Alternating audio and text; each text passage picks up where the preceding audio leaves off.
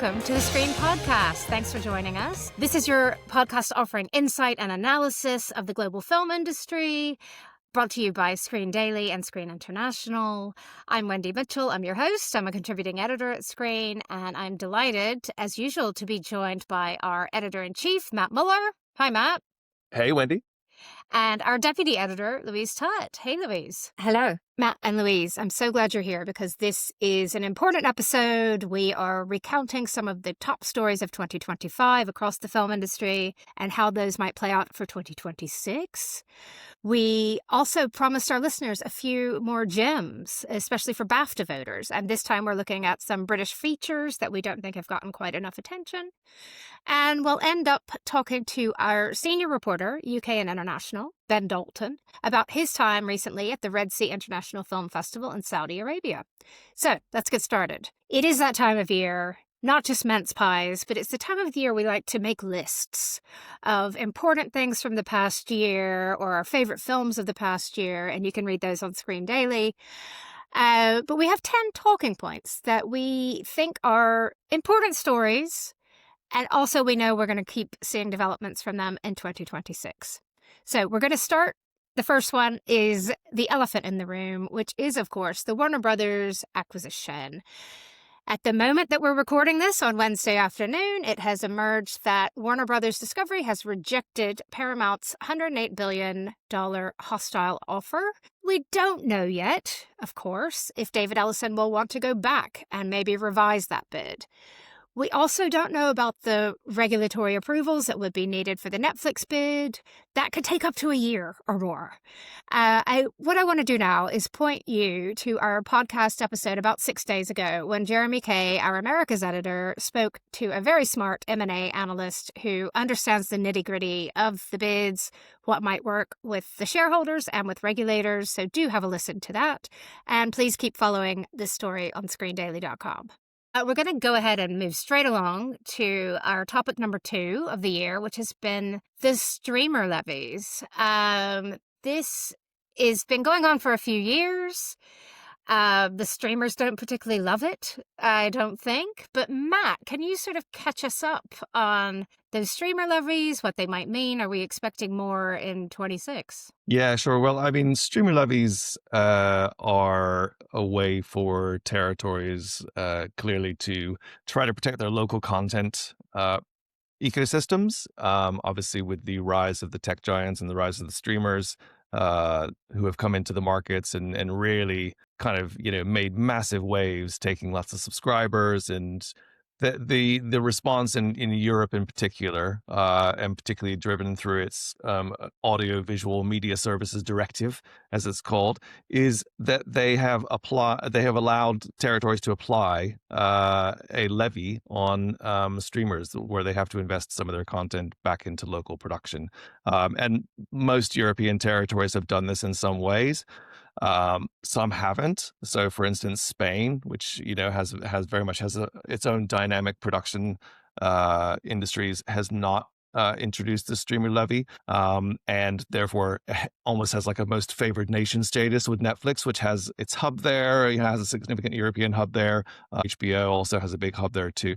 But recently, Australia interestingly introduced this levy system where they are going to get streamers with more than 1 million subscribers in Australia to spend 10% of their total Australian expenditure or 7.5% of their revenues on local originals. So it's starting to spread outside Europe. I think other Asian territories, maybe they aren't looking at levies right now, but I know Korea is looking at some kind of government support for its own local platforms to help them compete more effectively against the giants like Netflix. Netflix has really obviously capitalized on the explosion of popularity in Korean content. So I think they want to keep their own local producers kind of producing, content for the local companies to support those. In the UK, interestingly, the government has outright rejected a proposed 5% streamer levy, which was recommended by a parliamentary committee recently. I think the UK government just doesn't want to rock the boat with what it sees as a very successful inward investment strategy and, piss off companies like Netflix, who obviously make a lot of great productions here. But as we always say, we are the international trade. We want all of these international producers to be supported around the world. And we know it's tough times, even in places like Korea that you mentioned. And we hope, yeah, any support we can see for local producers, for local content, we think is a good thing, I think. We're going to jump ahead to some changes at some of the major UK bodies. We've seen BBC Film announce some new hires in Katie Ellen and Angela Smith. We have seen Film 4, Ollie Madden departed, Farhan Abdullah is now at the helm. They have made a recent hire with Kate Kane, who is from Mubi, that will start in the new year. And I think there might be changes afoot at the BFI. We've got a new head of PACT, which is the producers organization. John McVeigh had been there for decades, and they have now appointed Nigel Warner to replace him. So, Louise, what do you foretell with some of this?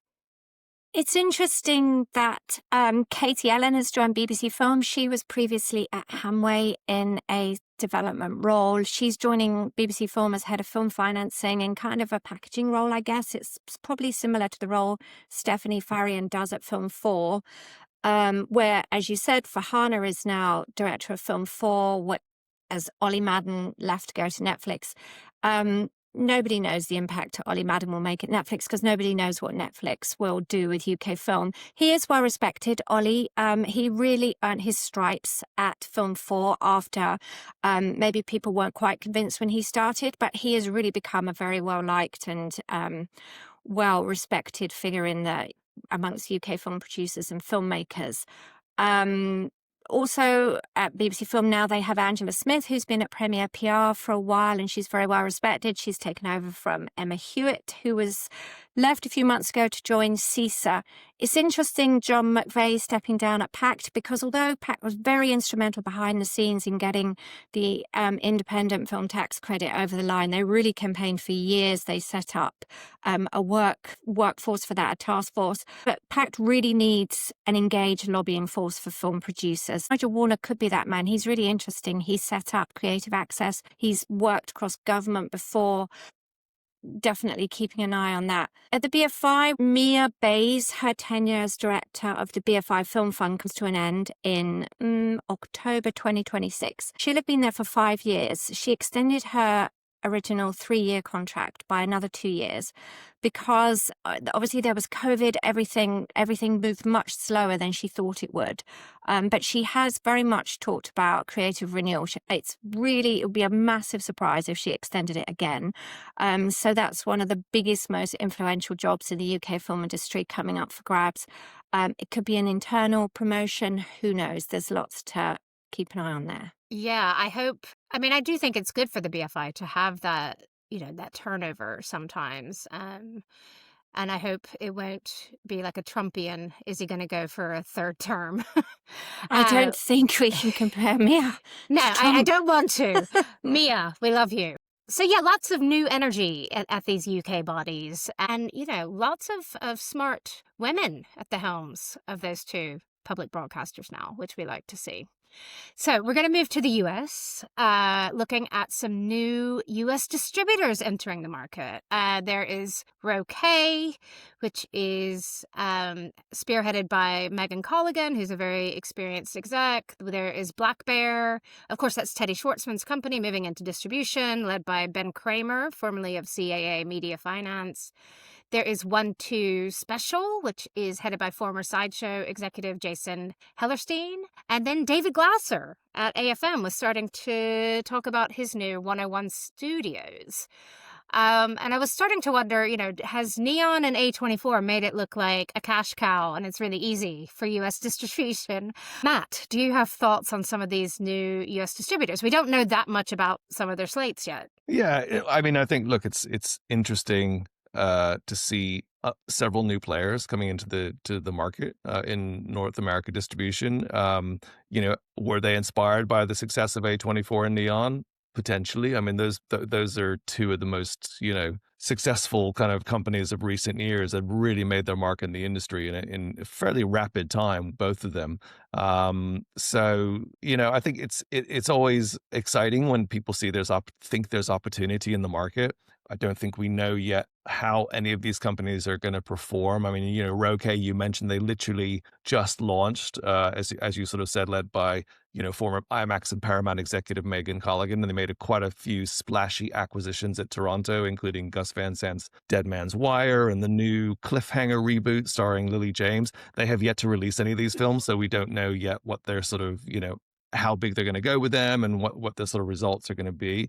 Black Bear has just moved into distribution in the US. They had a bit of a rocky start with their own production, Christie, the boxing biopic starring Sydney Sweeney, which made less than $2 million on its release. So that's a pretty tough going, but I don't think anyone ever anticipated that Sydney Sweeney movie was gonna go gangbusters. So, and the sort of word was that they couldn't really get the price they wanted on the sales side out of Toronto, which is why they decided to release it themselves. But they have had more success in the UK. They've been running here for a few years now, and they had a big hit earlier this year with The Salt Path, and they did very well with Conclave. So, I think they're building up.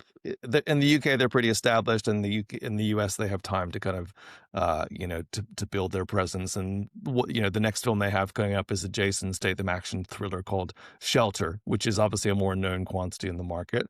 And then 1-2 Special is very much kind of on the festival and art house side. They're really going for those kind of festival titles. They picked up, Harris Dickinson's Urchin. They picked up Rose of Nevada. They picked up Radu Jude's Dracula and the Charlie XCX movie Eruptica.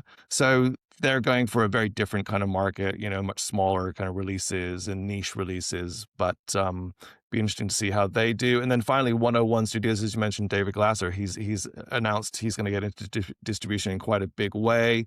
Our colleague Jeremy broke the story at AFM that he's partnering with Glenn Basner at Film Nation to sell any titles he brings into the North American distribution market internationally. I don't actually know what that means. I think that needs to be clarified, because does that mean that David Glass is going to be doing original productions that then Glenn will sell internationally? So I think that needs to be clarified. Yeah, I mean, has Neon and A24 kind of brought these people into the market? Well, sure, there's obviously opportunity when you have really smart people who have a lot of, financial backing and, things that they can create great companies with. But, A24, as you sort of said, had a bit of a rough fall with the Smashing Machine starring Dwayne Johnson not working very well, not only domestically, but worldwide. Probably one of Dwayne Johnson's worst performing movies. Again, probably more of an awards play for him.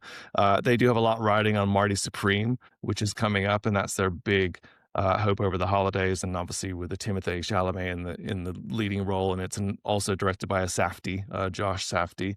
So that probably has more potential for them. But I think it just means that, look, it's an exciting kind of buzzy marketplace, even if the box office results aren't kind of necessarily kind of coming at the moment. It's great to have new players in and hope, wish them all the success. I think one thing that we've seen from A24 and Neon, these are run by very experienced people who had been in the business, in the independent space, for many years before those companies. It's people like Tom Quinn at Neon. It's people like David Finkel and Daniel Katz and John Hodges at A24.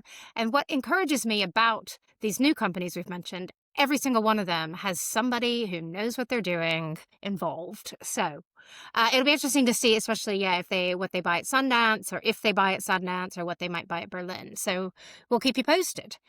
We've got another bright spot, I think, which gives me hope in not just the cinema, but it gives me hope for humanity, that Gen Z is back at the cinema. And I've heard it's partly because they have told researchers it's one place they can go to get off their phones. I mean, amen.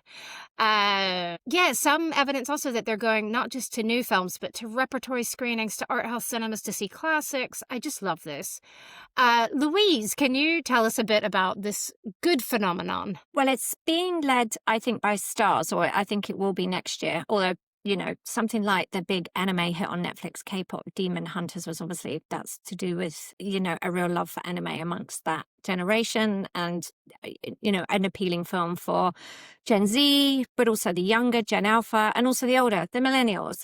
I'm interested in what happens with two big films coming out in the first, 4 months of next year. First of all, there's, of course, Wuthering Heights, directed by Emerald Fennell, released by Warner Brothers on February 14th. Very sort of savvy Valentine's Day release date. It's with Margot Robbie and Jacob Elordi, and it's got, they've dropped several trailers which have, really hot and heavy, which have really terrified the Bronte traditionalists and electrified the internet. And we know that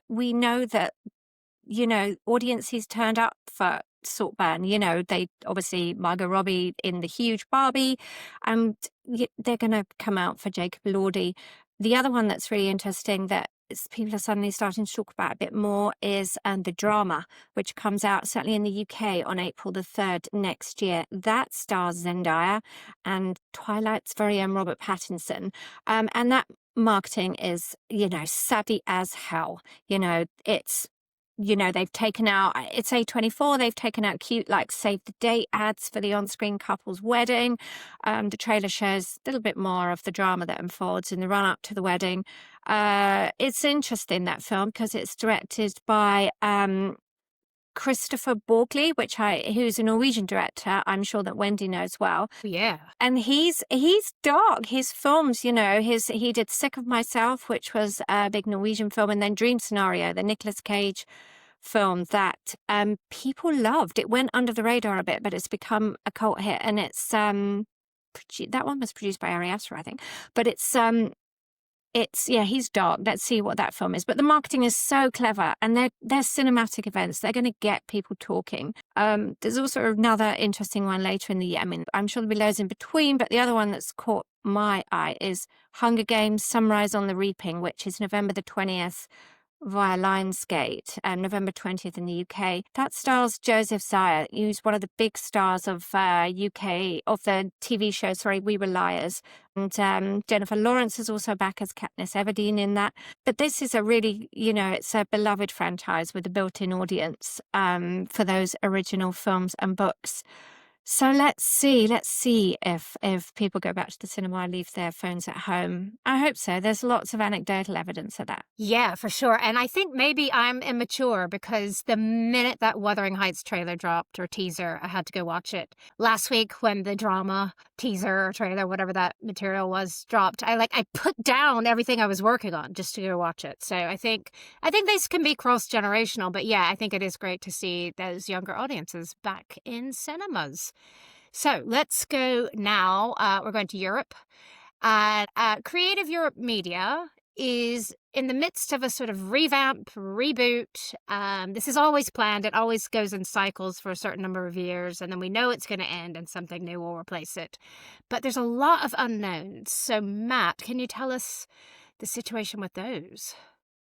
Yeah, sure. Creative Europe is one of the cornerstone funding programs for the whole European film industry. And they are currently reviewing the next long-term budget, which will run 2028 to 2034. So the current budget comes to an end in 2027. So I think 2026 is probably when we'll find out what shape that is going to take. What the proposals are at this stage are to increase the budget for Creative Europe quite substantially, but also to fold in another program, which is the Citizen Equality, Rights and Values program, into Creative Europe, because what they're looking to do is give a lot more support to, news organizations. They really want to tackle, the whole fake news issue, the promotion of democracy, liberal values in the EU. And they're very concerned, obviously, with the whole, the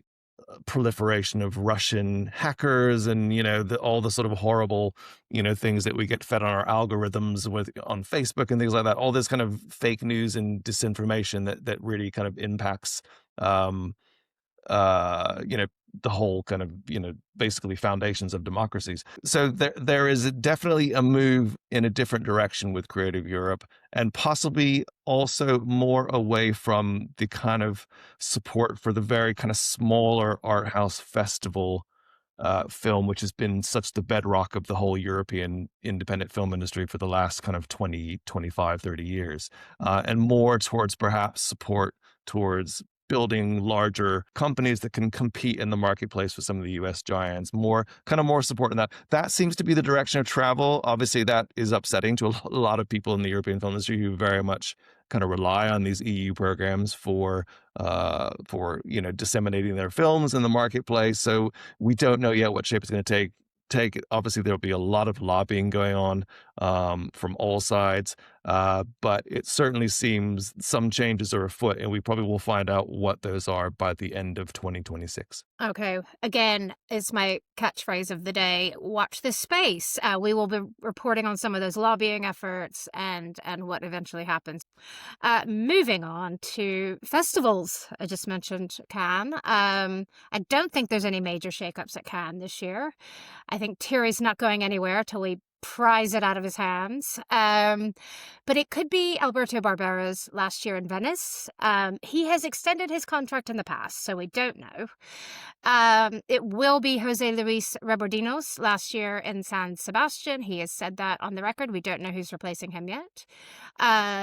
TIFF, the market, the new market in Toronto, will launch, which could impact some of the other autumn events and markets, of course, even AFM.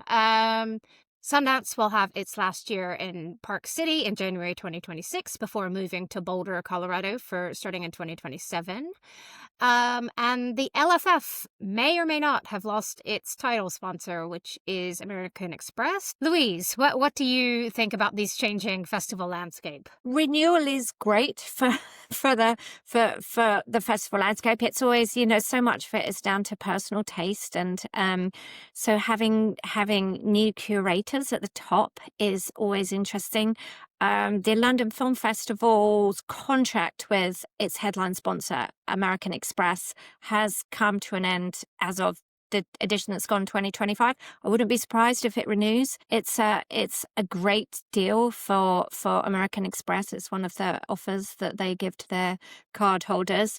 One of the saddest changes will be following the shocking sudden death last month, a few weeks ago, of Jose Luis Cienfuegos, who was the director of the Spain's Valladolid International Film Festival. And he was a really beloved figure in Spain and in the international festival community, and a great friend of screen. He had previously been in charge of the Gijon and Seville Film Festivals, and just wanted to note that that's a really sad moment for Valladolid and for Spain and the wider community. Yeah, really shocking, and a lot of outpouring of respect and grief for him. So I'm glad you mentioned him. But yeah, festivals can be resilient organizations. And as we talked about with Jeremy Kay a few times, TIFF, the market, there's still a lot of uncertainty. What will it cost? Who's invited? What exactly will it look like? I would say there's a lot of trepidation might be a strong word, but there's a lot of uncertainty of whether people actually want to take out booths. A lot of those sellers especially feel like they're already in Toronto. They have their private meetings. They don't really need a booth or to do market screenings necessarily. And I personally wonder, you've got so many films playing in Toronto. How do you then support, I don't know, have they said 250 or more market screenings? Who has time? But we'll see how that shakes out and how that impacts the market calendar. It's been a very political year, 2025, as I think it needed to be. We've got lots of wars going on in the world. There's been things like the Trump tariffs. We hope those are a non-starter. But, we reported on the uproar about Mubi taking money from Sequoia Capital. Every time you're at a press conference, talents who maybe weren't expecting to be political get asked political questions. So, Matt, how are you seeing how the film world has been involved in politics and having to navigate politics? I mean, I think the reality is just the current situation in the world means that it's impossible to ignore it, to avoid it, to not be swept up into it. I think when you have Trump coming in for his second term, and he is deliberately disruptive, and he wants to create turbulence in the world, and that's kind of in a way his raison d'etre. So he deliberately sort of sets out to cause angst and uncertainty with various pronouncements that get everyone up in arms and wondering what's going to happen. I mean, including announcing the tariff tariffs on any foreign-made film, which he announced just before Cannes this year, and then he followed up again later this year with the sort of, the same kind of pronouncement. There's now a kind of new U.S. border control directive, which may ask for 5 years of social media history for anyone who comes into the US who has filled out an ESTA. So, I mean, he says that's not going to affect tourism. I mean, let alone tourism. I mean, what about people who go there to work? People who go, members of the film industry who go there to shoot or have meetings or attend festivals or whatever. I mean, there's just so many. Again, just creates such a gigantic mood of uncertainty across the industry. And then, in a kind of wider sort of sense, what he's done is really attempt to eradicate DEI in the whole U.S. corporate landscape. And you've seen the studios bend the knee to him in that regard, where they have been effectively kind of getting rid of those kind of programs, because they're afraid of what will happen to them if they don't. I mean, he's recently suing the BBC for several $1 billion over, a perceived slight from one of their kind of edited panorama programs. So he sets out to bully everyone to follow his lead or do what he says. Yeah, against the backdrop of this, we have the Ukraine-Russian war going on, the horrible situation in Gaza, and it just means that more than any time in recent memory, politics are front and center of everyone's mind, and everyone from film festivals to companies like Mubi are having to deal with the fallout from that. It's impossible to avoid in the current landscape. Yeah, you're right. And I think,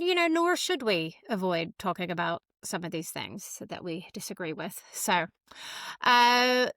our ninth point, we've gotten to the penultimate talking point. I wanted to mention some new sources of funding, because this is another bright spot. We always hear doom and gloom. Oh, this is contracting, or these people have merged, and that takes away a player. But, I've been trying to track some funding sources that are coming into the market. And they are not new, but I think we were all woken up by, at the Doha Film Festival, Qatar really showing its intentions.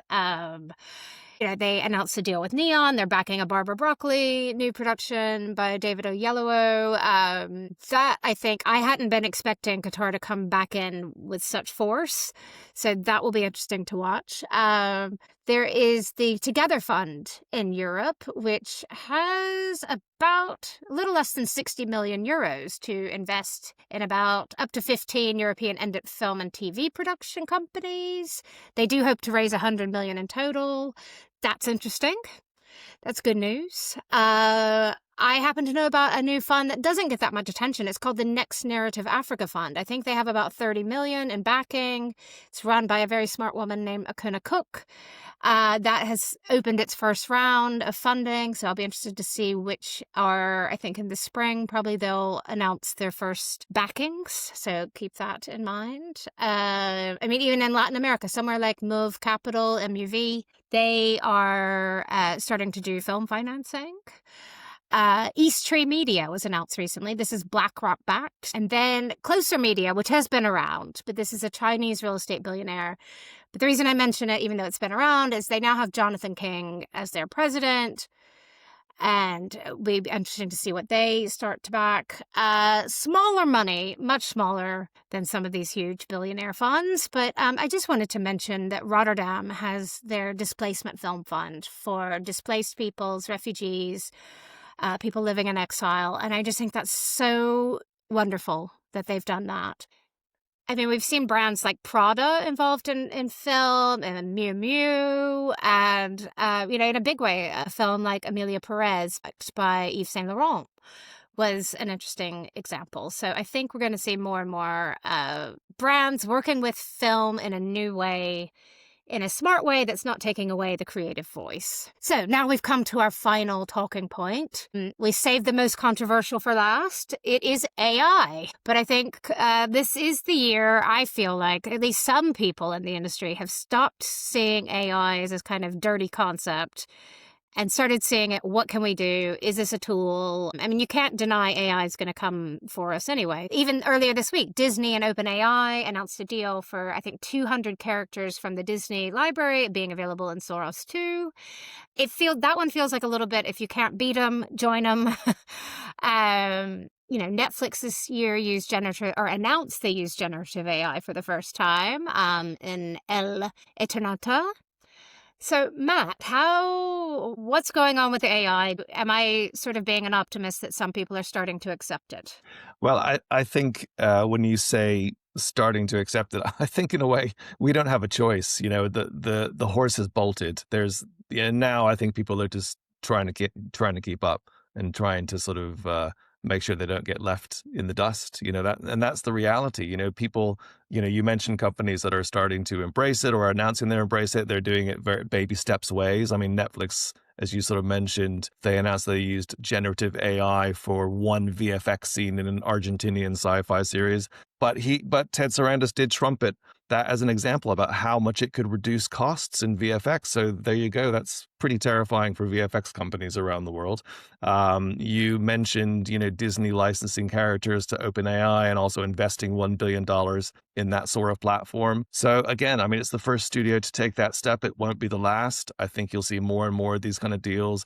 It's just the reality that AI is now here to stay, and how people use it and bring it into their companies without necessarily kind of knowing what the guardrails are at this stage. I think that's the other thing, is that, at the moment there are some protections that came out around the strikes, obviously some AI protections around performance rights and performance capture. But, I could see more actors sort of selling licensing their visages to AI platforms and voices. And that's going to happen more and more. So it's going to be individual decisions without a lot of regulation at this stage. It's kind of like the Wild West, and it's here to stay. And I think everyone's just going to have to embrace AI in some way going forward. May I just say, I think regulation is the key word there. And that's certainly in the UK everybody is hoping the government creates, these, the copyright licenses become mandatory when training these AI models. We've written quite a lot about this on screendaily.com, and I think that's the big thing. These AI platforms shouldn't just be allowed to just take whatever they want without recompensing. I totally agree with you. And I think Europe and the UK are the places that will try to bring in more regulation around this. I think what is happening now is that the US has just decided it's effectively in an arms race with China. They can't therefore bring in too many kind of guardrails, because they don't want to lose that quote unquote, war, with China to sort of be the one that is able to use AI for the benefit of its own kind of, its own kind of country. So yeah, I mean, it's up to Europe, I think, and the UK to see if there's any protections that can be brought in before things get too out of control. Yeah, this is the moment. This is the moment. It needs to. Otherwise, it will just. It just needs to happen. I mean, even I've been talking to a lot of creatives and a lot of producers, and they freely admit to using AI sort of in workflow senses, as probably we all do in our lives a bit now.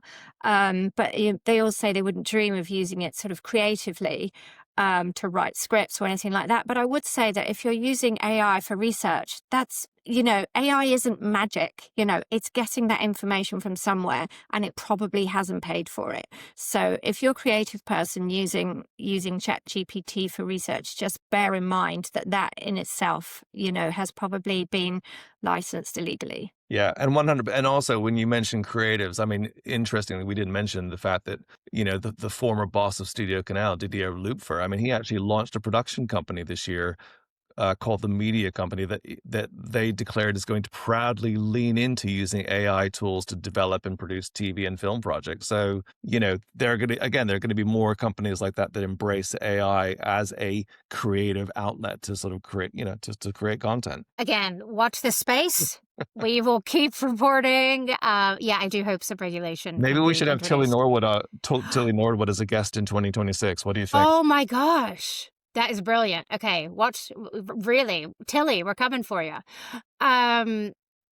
Now we're going to end on a slightly different note. 2 weeks ago, we did some Bafta gems for maybe the films that aren't the frontrunners that we wanted Bafta voters to take a look at. We're going to do that again. These are films completely made by humans, as far as I'm aware. But we wanted to each mention a British film that we think needs a little bit of extra love. I'm going to start not with my own, but with Charles Gant, who is our awards and box office editor. He isn't on the podcast today, but he really wanted to champion Waste Man, and I love this film too. So I just wanted to let you know what Charles says about Waste Man. He says, I was lucky enough to see UK prison drama Waste Man, not knowing anything about it, and never having heard of director Cal McCall, who has a background as a commercials and music video director. I think the film showcases a bold, confident directing talent, and I could see progressing to bigger and more expansive canvas in the future. We don't always see that with debut filmmakers in the UK. The performances by David Johnson and Tom Blythe as two prisoners thrown together as cellmates are both exceptional. I expected that from David Johnson. We know he's great. This role, it's very calibrated and contained for him. Tom Blythe has the flashier role, and he really steps up. So thank you, Charles, for that tip about Waste Man. Matt, can I come to you for a British gem? Yeah, I would like to highlight Dragonfly, which premiered at Tribeca in June. Now, look, no disrespect to Tribeca, but when you're thinking of a buzzy North American launchpad for a UK indie film, it's probably fair to say Tribeca lags behind Sundance and South by Southwest. So this one flew under the radar for me, even though it has two towering performances at its center from Brenda Blethyn and Andrea Riseborough. They actually won the Best Performance Award at Tribeca. And that's where the film, which is directed by Paul Andrew Williams, really resonates. I mean, it explores the hesitant friendship between these two women, one who's reliant on home care visits from a very overstretched social service system, and then her next door neighbor who came through the foster care system and has been reliant on state support for her whole life. So these two forge this very unlikely friendship that lifts them both up in different ways. But it's not told in a sentimental or maudlin way. It's just very subtle, superbly acted. The other two kind of big characters in the film are the Saber, the very kind of scary, terrifying looking dog owned by Andrea Riseborough's character, but who's actually very sweet. And then also Brenda Blethyn's slightly jealous, passive-aggressive son who comes in midway through. And his appearance turns the story in a different direction, away from the sort of, the sort of friendship that's been developing, and it starts to go down a very, very dark path in the third act. But what Paul Andrew Williams is really good at is handling this quite sort of stark tonal swerve. He really ratchets up the tension at the end, and the film just packs a devastating punch. But I think it stays with you really as a portrait of the friendship between these two vulnerable people living on the edges of society, and with fantastic performances by Brenda and Andrea. So I highly recommend that. Yeah, I can chime in to highly recommend it too. I didn't know what to expect. Somebody told me to watch it, and I was blown away. I mean, these women are just phenomenal. And yeah, it gets very intense. It goes to places you're not expecting. Go for the ride with Dragonfly. Louise, do you have a British gem for us? Well, I third the love for Dragonfly. I loved it as well. It's a fantastic film. It should be getting a lot more love. Well, it is getting a lot of love, but let's give it more love. The UK film I would really like to champion isn't exactly under the radar. It closed Venice Critics Week. It closed the London Film Festival. It's 100 Nights of Hero, which is the second film of Canadian filmmaker Julia Jackman, who is based in the UK. She made the film Bonus Track, and it's produced by the UK's Erebus Pictures, and it's got money from a US financier in it, Project Infinity, I believe. And it's an odd film, and I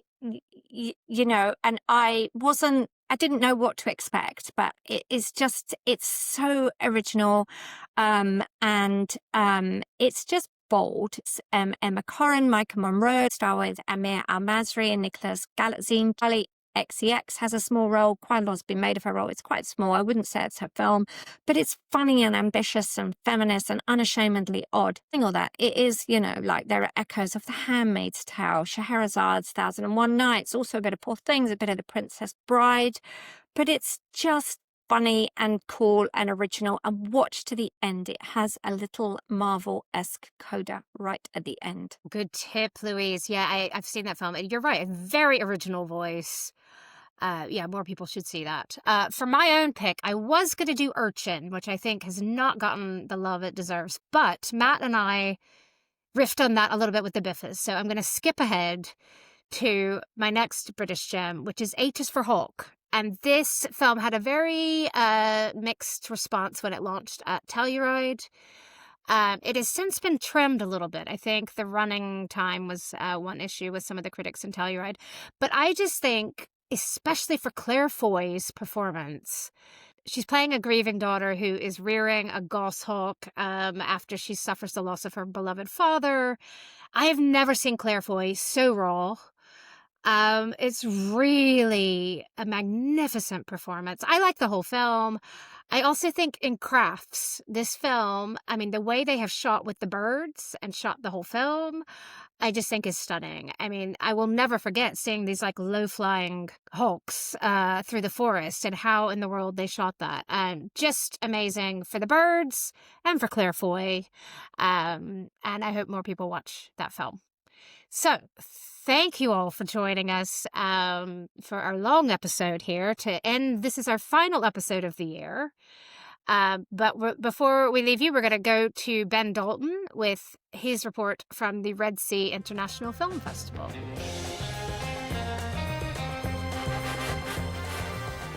Ben, this is the first time we've ever seen you in your home because you are always on the road and we love it. Your most recent trip, you're just back from the Red Sea International Film Festival in Jeddah, Saudi Arabia. And I was there too, but you've told me it was your fourth time going. So how do you think this year compared to those other trips you had made? Hi, Wendy. Yes, there's really no other festival quite like Red Sea when it comes particularly to the star power. They flew in this year somewhere around 30 top stars. Many of them from Hollywood, some of them are from Bollywood, several from the UK. And most of these folks come to the festival, they walk the red carpet, and they often do an In Conversation event. We had a whole range of people this year. Michael Caine, whose acting days are behind him, but was still brought out by Vin Diesel on the red carpet at the opening night. We had Sigourney Weaver. We had a younger generation, Nicholas Hoult, Shailene Woodley. And then stars with connections to the region, Amir El-Masri, the British actor, but who starred in the opening night film Giant, who was also, there and gave a talk. And so, it's really a big part of the festival, these high-profile names who the festival brings in to boost its profile and to, get more attention on there. So certainly that was business as unusual, you might say. Yeah.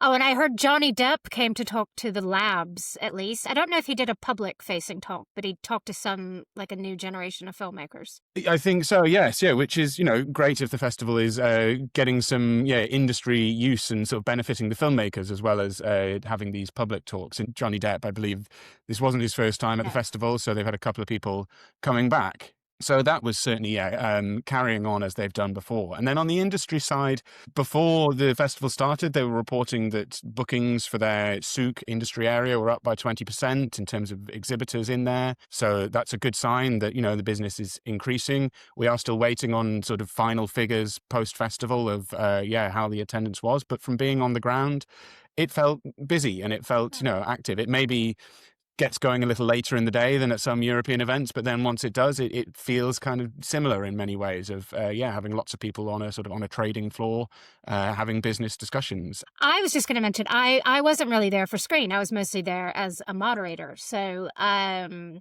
got to moderate with Jessica Alba, who had some good feminist messages for the audience there. And one of my favorites was Stanley Tong, who is a Hong Kong-born producer who has worked in the US a lot. He now lives in China.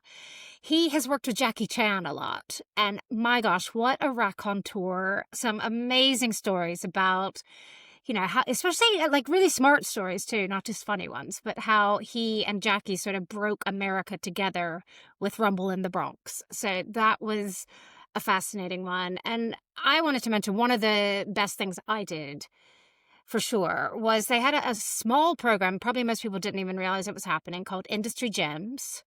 And David Kwok from Circumon was helping them wrangle that. And that was 5 up-and-coming Saudi filmmakers. Most of them at the sort of first feature level. They've already made some shorts. And me, alongside producer Kim Magnuson, my friend from Denmark, David had us come in and listen to some pitches and give some feedback and some advice. And that was just, that's, I think, one thing I'll really take away from being there is like, that's what this event, I'm a little less wowed by the red carpet stuff, but like sitting down with young Saudi filmmakers and fantastic. And they had some great ideas, by the way, great pitches.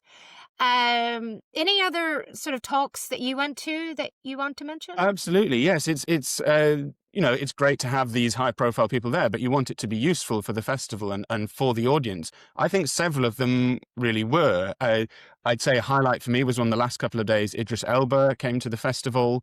Now he did a talk, but also presented a short film that he's directed called Dust to Dreams, which he filmed in Africa. He spoke in his talk about, a long held passion of his, which is increasing the film industry and sort of making a more solid industry in Africa, and the differences across Africa, which of course is an enormous continent. So, this is not one industry we're talking about. This is lots of different industries. And he spoke for 90 minutes in conversation with Fionnuala Halligan, the festival's director of international programs.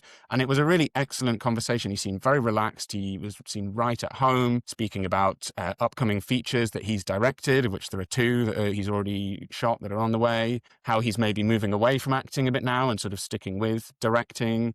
And he really engaged with the audience. So that was an excellent one. You have ones that are also on the lighter side.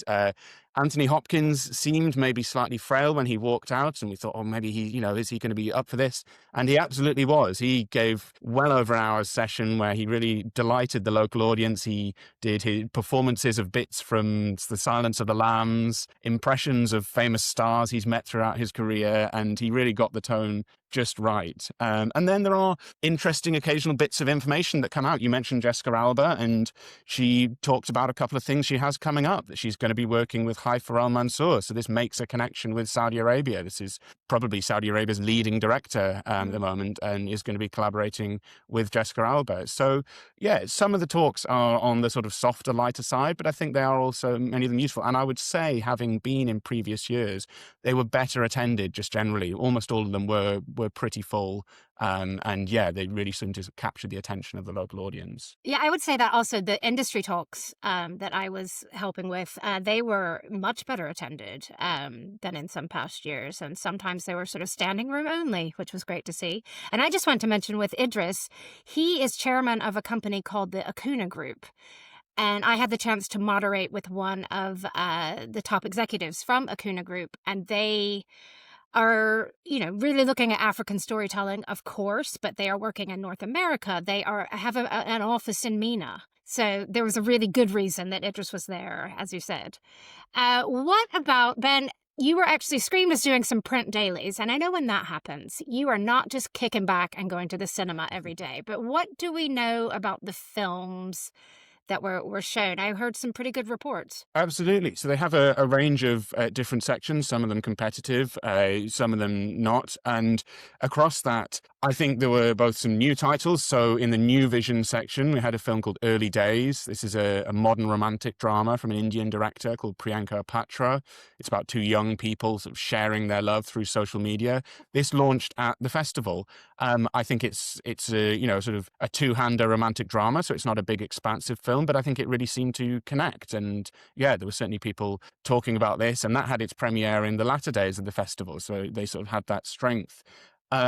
I think there's also a great chance at the festival for titles that maybe started elsewhere, but at a huge festival where things can maybe get a bit lost, to really get a boost here. So the film that won the competition, the best film in the competition, this is Akio Fujimoto's Lost Land. This is being billed as the first Rohingya film. This launched at Venice, but will probably get slightly more international attention because it won the main award at Red Sea Film Festival. So that team will be hoping really to get a boost from that. And I would say we also have, Red Sea really prides itself on being a truly international festival. When I spoke to the programmers programming directors before the festival, they both spoke, this is Finn Halligan and Antoine Khalif, about the importance of their region, the Middle East and North Africa and Asia, and their connections across that region, and several international titles from there. So Shireen Dabis's film All That's Left of You, which was Jordan's entry to the International Feature Oscar Award this year, that really had people talking across the festival. Shireen was there to support the film. She did a panel with Juliette Binoche, and it really got people talking about it. So I think, yeah, that in terms of sales, there's maybe still, this is not maybe, you know, the top place yet for that. I think they'll be sort of looking to work on that in years to come. But in terms of getting people talking about international titles, I think that was happening. And I should also say there was a number of titles at the festival, as probably expected, that were backed by the Red Sea Fund. And I had the chance to talk to Imad Eskander, who runs that fund, at the industry talks. For people who don't know, it's not just for Saudi films. It is sort of MENA-wide, the Arab world. They've opened up to Asia, and I think they've been really flooded by some amazing applications. But yeah, that fund continues to do well. Another film, just to mention, I haven't seen it yet, but is Hijra. That is the Saudi Oscar contender and won 2 awards at Red Sea. And our dear friend Wendy was, raving great things about this film back from Venice. So I think that one also doesn't hurt to get 2 more awards as you go into the Oscar season. I wish I had time to have seen it.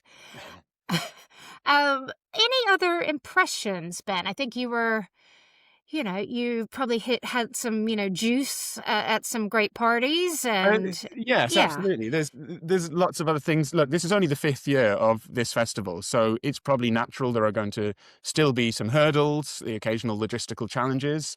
You said flooded. Unfortunately, on one of the latter days, the Tuesday of the second week of the festival, now I'm from the north of England, and what I would consider fairly light rain basically put a stop to the festival for that day. This is all to do with, in Jeddah, they don't really have adequate drainage systems, and so even fairly light rain flooded the streets and meant that the cars that take festival guests all around couldn't run anymore. So that was the end of activities for that day, although Darren Aronofsky did manage to plow through with his talk as the last activity of the day.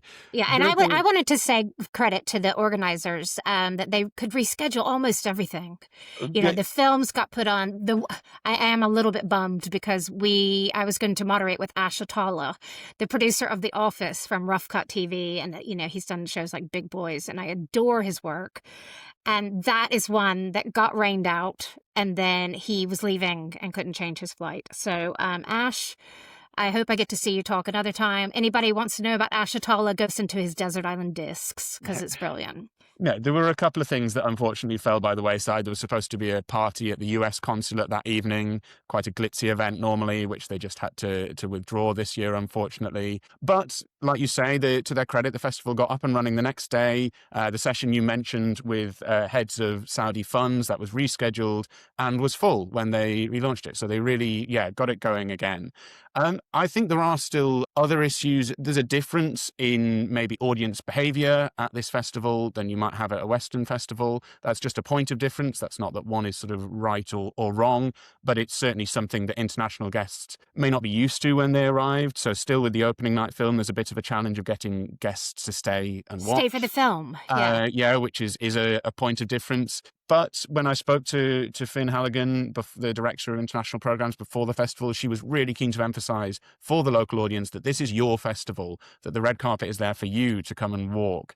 This is for you to come to the screenings. This is not an industry event. And I think compared to the previous years, there were signs that I saw, people from Jeddah coming to the festival, checking out the screenings and trying something. So I think things are starting to move. Yeah, I would say I tried to get tickets to plenty of films and could not, and didn't want to bother my dear friend Finn. But I think that's a good sign. So yeah, the public seems to be turning out. They are. And then, the audience, the international audience, which is important as well, at an event at the British Consulate, which I've been to in previous years and often has been a bit lo-fi.